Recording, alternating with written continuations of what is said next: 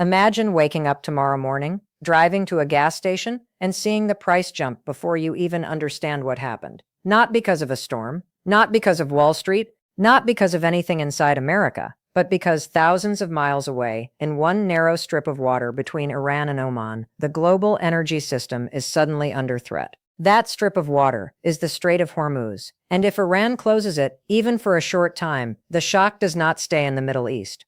It reaches American gas stations, American supermarkets, American airlines, American markets, and eventually, American families. This is why Washington is nervous. Hormuz is not just a sea lane. It is one of the most important pressure points on Earth. And right now, Iran is showing the world that it does not need to defeat America directly to hurt America deeply. It only needs to threaten the route that carries the fuel of the global economy. The Strait of Hormuz is small on a map, but its importance is massive. On one side is Iran, on the other side is Oman. Behind that narrow passage sit some of the most important energy producers in the world: Saudi Arabia, Qatar, Kuwait, the United Arab Emirates, Iraq, and others.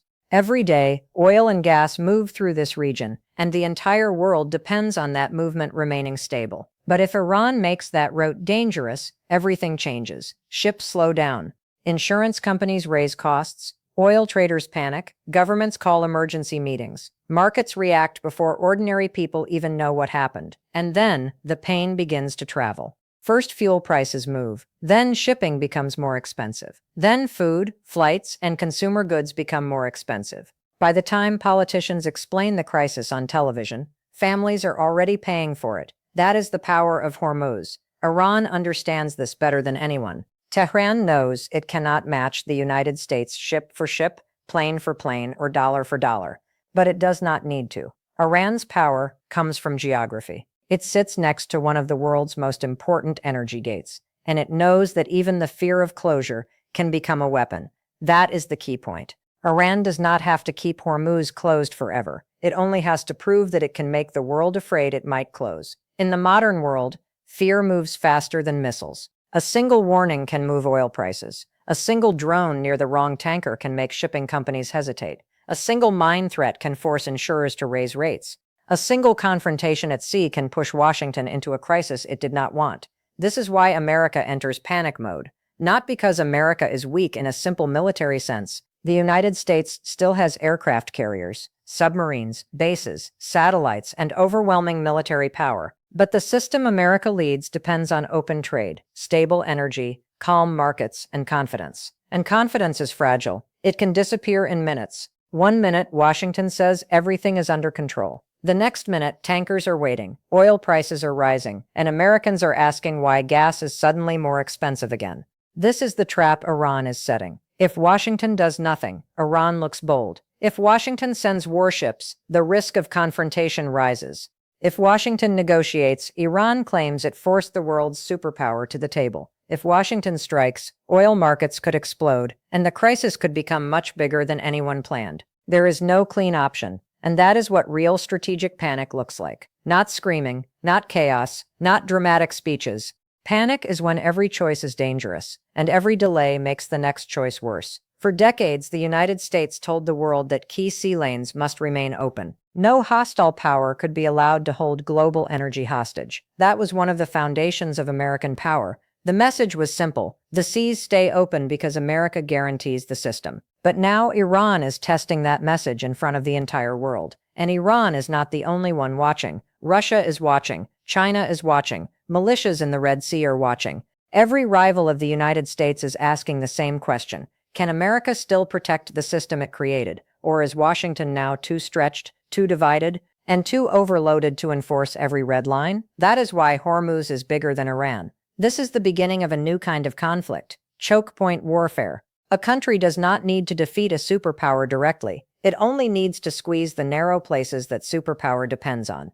Hormuz is one of those places. The Red Sea is another. The Taiwan Strait is another. The Suez Canal, the Panama Canal, the Black Sea, and the Arctic routes are all pressure points in the global system. And America's economy depends on that system working smoothly. When one pressure point is threatened, the pain spreads fast. The first signs may not look like war. There may be no invasion, no declaration, no dramatic battlefield image, The first sign may be a higher gas price, a falling market, a warning from a shipping company, an emergency meeting in Washington, a headline that says oil is climbing because the route is no longer safe. That is how modern panic begins. Not with sirens, with uncertainty. This is exactly why Iran's move is so dangerous. It turns a foreign crisis into a domestic American problem. It forces ordinary Americans to care about a place they may never have looked up on a map. Because once prices rise, the crisis is no longer distant. It is in your wallet. It is in your grocery bill. It is in your travel costs. It is in your savings.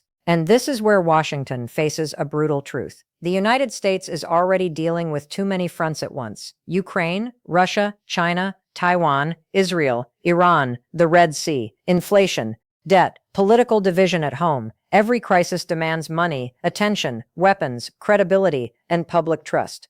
And every enemy of America understands that pressure does not have to destroy the United States. It only has to exhaust it. That is how great powers weaken. Not always in one dramatic collapse, but through constant pressure from every direction. That is why Hormuz may become one of the defining tests of this moment.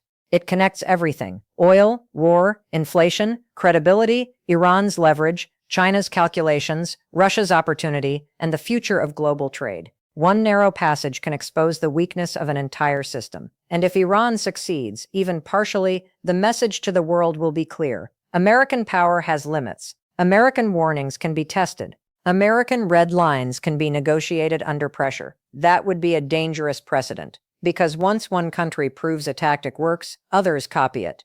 China may look at Taiwan and ask how far it can go before Washington hesitates. Russia may look at Europe and ask how much pressure NATO can absorb before unity cracks. Militias may look at shipping routes and ask how many drones it takes to disrupt global trade. This is the nightmare Washington wants to avoid. Now maybe this crisis calms down.